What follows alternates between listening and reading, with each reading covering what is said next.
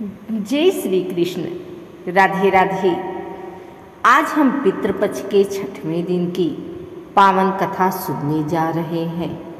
जैसा कि आप सब जानते हैं, पितृपक्ष का हर एक दिन अपने आप में खास महत्व रखता है।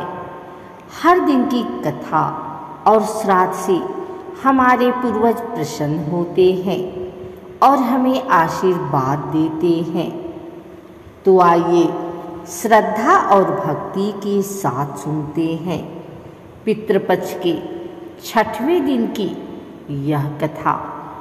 अब हम पितृपक्ष के 6वें दिन की कथा सुनते हैं।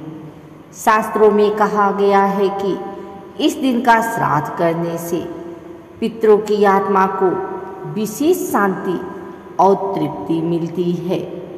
कथा आती है कि एक ब्राह्मण परिवार में एक पुत्र था। जब उसके माता पिता का देहांत हुआ तो उसके पास कोई साधन नहीं था, न धन था न सामग्री, लेकिन उसके हृदय में श्रद्धा बहुत थी। उसने केवल नदी का जल, तिल और कुश लेकर पितरों को अर्पित किया और मन ही मन प्रार्थना की, हे पितरों, मेरी श्रद्धा स्वीकार कीजिए। पितृ अत्यंत प्रसन्न हुए और उसे आशीर्वाद दिया, पुत्र, तुम्हारे वंश में कभी अन्न धन की कमी नहीं होगी और तुम्हारी संतान दीर्घायु होगी। इसीलिए कहा गया है कि 6वें दिन का श्राद्ध केवल भावना और सच्ची श्रद्धा से करना चाहिए। पितृ साधन नहीं बल्कि मन की भक्ति देखते हैं। आइए सुनते हैं पितृपक्ष के 7वें दिन की यह कथा। 7वें दिन की कथा हमें यही संदेश देती है कि पितरों का सम्मान करना केवल हमारा धर्म ही नहीं बल्कि हमारे जीवन की उन्नति और समृद्धि का आधार भी है। श्रद्धा से किया गया श्राद्ध पितरों को प्रसन्न करता है और उनकी कृपा से परिवार में कभी सुख समृद्धि की कमी नहीं होती है। पितृपक्ष के 7वें दिन का अपना विशेष महत्व है। शास्त्रों में कहा गया है कि इस दिन किया गया श्राद्ध न केवल पितरों को तृप्त करता है बल्कि वंशजों के लिए संपत्ति, ऐश्वर्य और सुख समृद्धि का मार्ग भी खोलता है। बहुत समय पहले की बात है, एक राजा था जिसका नाम विक्रमसेन था। वह पराक्रमी और दानवीर था।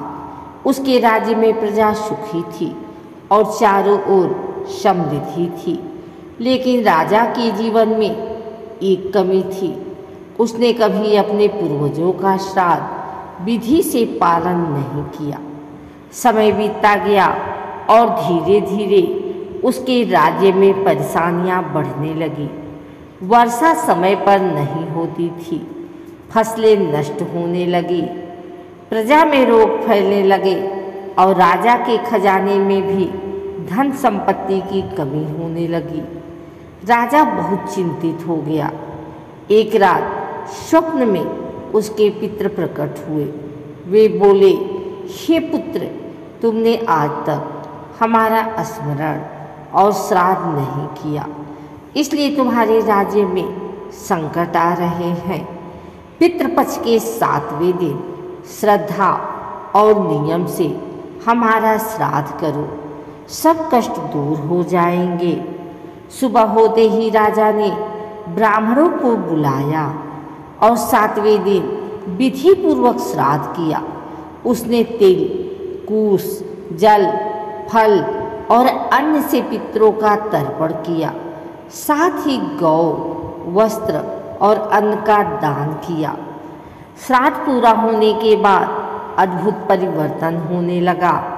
राज्य में वर्षा समय पर हुई, फसलें लहलहा उठी, बीमारियां मिट गई और राजा का खजाना फिर से भर गया। पितरों की कृपा से राजा का राज्य फिर से सुखी और समृद्ध हो गया। इसीलिए 7वें दिन का श्राद्ध राज संपत्ति प्रदायक माना जाता है।